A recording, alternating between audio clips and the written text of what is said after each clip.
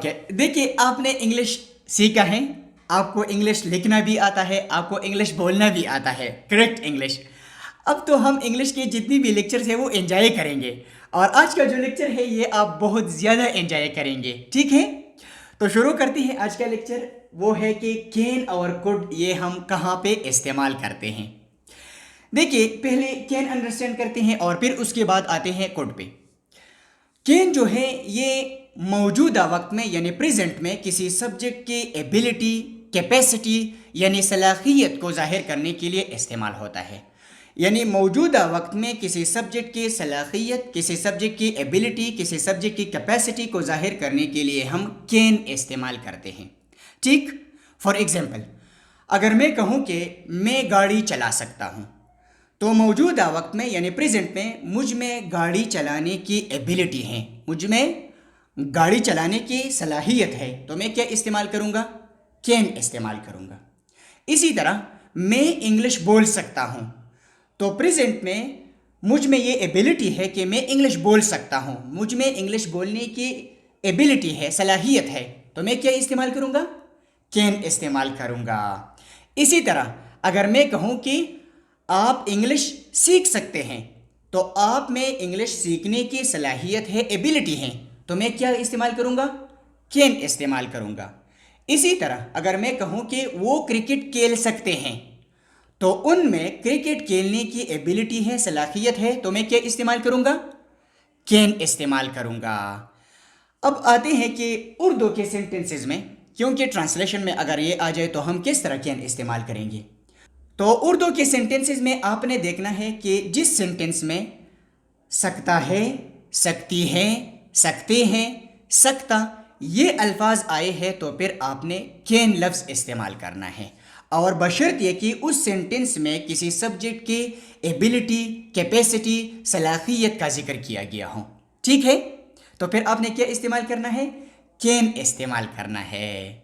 और हाँ, आपने ये बात भी अपने माइंड में रखना है कि कैन चाहे सब्जेक्ट जो भी हो, सिंगुलर नाउन हो, प्लूरल नाउन हो, ही शी इट हो, आई वी यू दे हो, सब के साथ आपने कैन इस्तेमाल करना है। और कैन के साथ हमेशा वर्ब का फर्स्ट फॉर्म इस्तेमाल होता है। क्लियर है? यहाँ पर देखिए कि सबसे पहले आपने सब्जेक्ट लगाना है, फिर उसके बाद आपने कैन लगाना है, फिर उसके बाद आपने वर्ब का फर्स्ट फॉर्म लगाना है, फिर उसके बाद आपने ऑब्जेक्ट लगाना है, ठीक। ओके, अब सेंटेंसेस पे आते हैं कि ये बिल्कुल क्लियर हो जाए। मैं गाड़ी चला सकता हूं, सेंटेंस को देखिए क्या आया है? सकता हूं आया है, और सेंटेंस में सब्जेक्ट की एबिलिटी का जिक्र किया गया है, सलाहियत का जिक्र किया गया है। तो I can drive the car, क्या इस्तेमाल हो गया है? कैन इस्तेमाल हो गया है। इसी तरह तुम इंग्लिश बोल सकते हो, यू कैन स्पीक इंग्लिश। हम क्रिकेट खेल सकते हैं, वी कैन प्ले क्रिकेट। वो गाड़ी खरीद सकती हैं, she can buy a car. इसी तरह इस बोतल में 1 लीटर पानी आ सकता है, तो इस बोतल में 1 लीटर पानी की गुंजाइश है, कैपेसिटी है, तो क्या इस्तेमाल करूंगा? कैन इस्तेमाल करूंगा।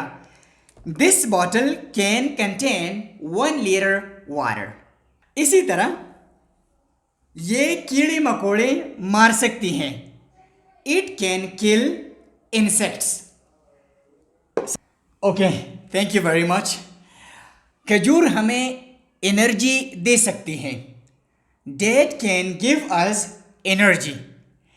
इसी तरह फेयर एंड लवली लड़कों को खूबसूरती दे सकता है, Fair and Lovely can give beauty to boys.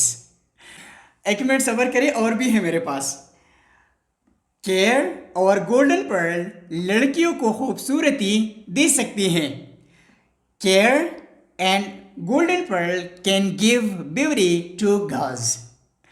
इसी तरह कोलगेट हमारे दांतों को साफ कर सकता है, Colgate can clean our teeth. इसी तरह सिगरेट कैंसर काज कर सकता है, सिगरेट कैन काज कैंसर। अब यहां पर अगर आप इन सारी सेंटेंसेस को देखें तो सारी सेंटेंसेस में सब्जेक्ट के सलाहियत, सब्जेक्ट की एबिलिटी, सब्जेक्ट की कैपेसिटी, सब्जेक्ट की गुंजाइश का जिक्र किया गया है। तो हमने क्या इस्तेमाल किया? कैन इस्तेमाल किया। अब आपको समझ आया? Very good. ओके, अब नेगेटिव सेंटेंसेस पे आते हैं। नेगेटिव सेंटेंसेस में आपने सिंपली कैन के साथ नॉट लगाना है, तो ये बन जाएगा कैन नॉट, और कैन नॉट के साथ आपने वर्ब का फर्स्ट फॉर्म लगाना है, तो इससे सेंटेंसेस नेगेटिव बन जाएंगे। यानी सेंटेंसेस में कैन नॉट इस्तेमाल करने से सेंटेंसेस नेगेटिव बन जाते हैं। एक बात आपने अपने माइंड में ज़रूर रखना है कि कैन और नॉट आपने अलग अलग नहीं लिखना है, कैन और नॉट आपने इकट्ठे लिखना है इंग्लिश में, ठीक है।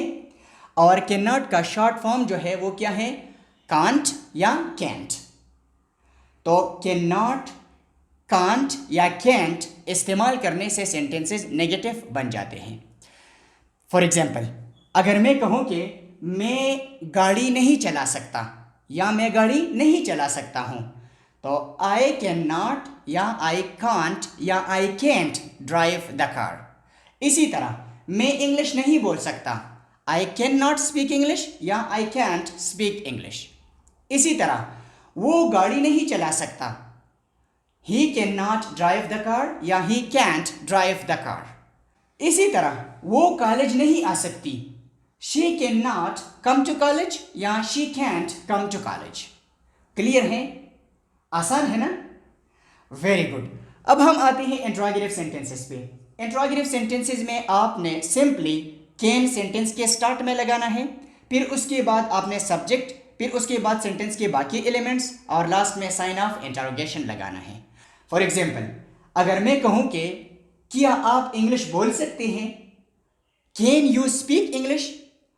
क्या तुम कॉलेज आ सकते हो, can you come to college? क्या वो गाड़ी खरीद सकती हैं, can she buy a car? क्या वो गाड़ी चला सकती है, can she drive a car?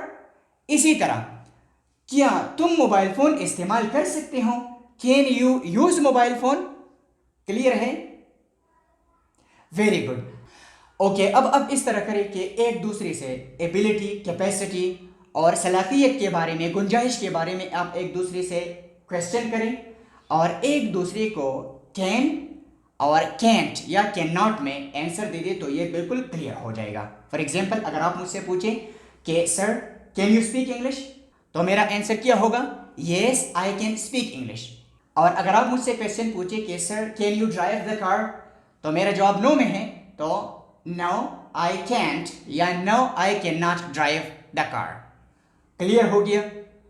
इस तरह एक दूसरे से क्वेश्चन पूछे तो बिल्कुल क्लियर हो जाएगा।